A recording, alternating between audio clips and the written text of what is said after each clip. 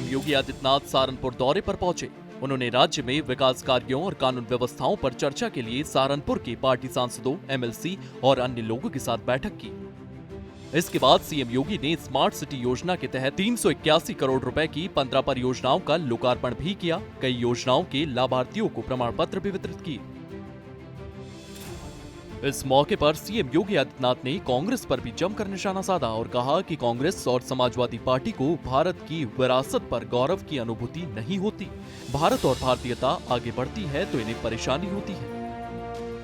पहले की सरकारें किस रूप में शोषण करती थी? जाति के नाम पर तो बांटती थी, लेकिन योजनाओं का लाभ केवल परिवार तक सीमित करती थी। एक परिवार पूरे प्रदेश में अराजकता का कारण बनता था, जाति बदनाम होती थी और प्रदेशवासियों के सामने पहचान का संकट खड़ा होता था।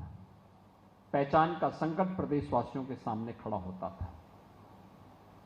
आज ऐसा नहीं, अब तो विकास हो रहा है। एक और यहां पर विश्वविद्यालय का निर्माण, वो भी माता शाकंभरी के नाम पर।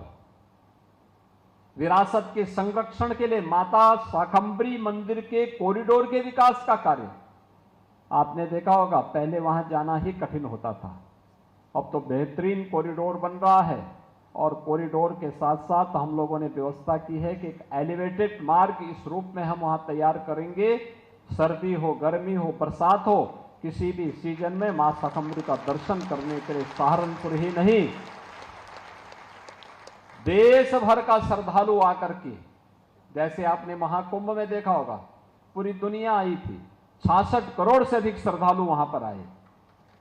दुनिया से अपना पैसा खर्च करके लोग आ रहे हैं, लेकिन परेशानी हो रही थी कांग्रेस और समाजवादी पार्टी के लोगों को। सीएम योगी ने आश्वासन दिया है कि वे नगर पंचायत जो जिला मुख्यालय के साथ जुड़ी हुई है, उन सभी को हम स्मार्ट सिटी की तर्ज पर डेवलप करने जा रहे हैं। काशी में काशी विश्वनाथ धाम हो,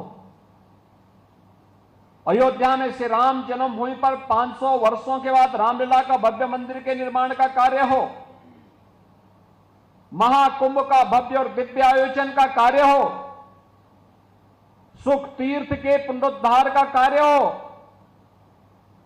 हस्तिनापुर में वहां के पुरातात्विक महाभारत कालीन उन सभी अवशेषों के संरक्षण का कार्य हो, या फिर सहारनपुर में माता शाकंभरी के मंदिर के कॉरिडोर के विकास के साथ साथ वहां पर बेहतर कनेक्टिविटी देने के कार्य को आगे बढ़ाने के लिए इस सरकार के द्वारा उसी विरासत को संरक्षित करने का जहां अभियान चल रहा है, वहीं स्मार्ट सिटी मिशन के अंतर्गत प्रधानमंत्री जी के विजन को जमीनी धरातल पर उतारने के लिए भी शहर हमारा है। एक नागरिक के रूप में मैं भी अपने दायित्व का निर्वहन करूंगा। उस दायित्व का निर्वहन करने के लिए स्मार्ट सिटी मिशन, और अभी तक तो हमने 17 म्युनिसिपल कॉर्पोरेशन को यानी नगर निगमों को लिया था, और इस बार के बजट में तो हम लोगों ने यह भी व्यवस्था की है कि हर जिला मुख्यालय की नगर निकाय को स्मार्ट सिटी मिशन के अंतर्गत हम लोग उसका भी विकास उसी रूप में करेंगे। 13, 14 और 15 अगस्त को हर भारतवासी अपने घर, प्रतिष्ठान और संस्थान पर भारत की आन बान और शान के प्रतीक तिरंगे का आरोहण करें। उन्होंने ये भी अपील की है कि तिरंगे के साथ अपनी सेल्फी भी अपलोड करें। 9 अगस्त को इस बार रक्षाबंधन का पावन आयोजन है। 9 अगस्त काकोरी ट्रेन एक्शन की घटना का भी है। देश की आजादी के लिए जिन वीर बलिदानियों ने अपना योगदान दिया था, अपना बलिदान दिया था, उनके स्मरण का दिवस भी है। और 16 अगस्त को परित्राणाय साधूनाम विनाशाय च दुष्कृताम, भगवान श्री कृष्ण की पावन जयंती, उनका पावन जन्मदिन श्री कृष्ण जन्माष्टमी भी पड़ेगा।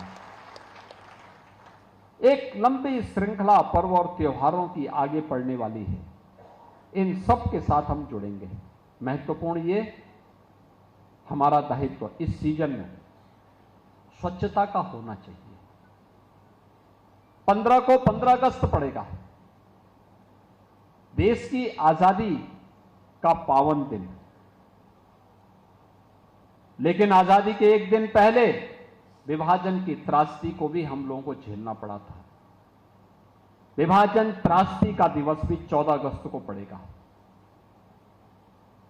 भारत सरकार ने तय किया है 13, 14, 15 3 दिन हर भारतवासी, हर नागरिक अपने घर में, अपने प्रतिष्ठान में, अपनी संस्था में भारत के आन मान और शान के प्रतीक तिरंगा का आरोहण करेगा। तिरंगा भारत के आन मान शान का प्रतीक करेंगे।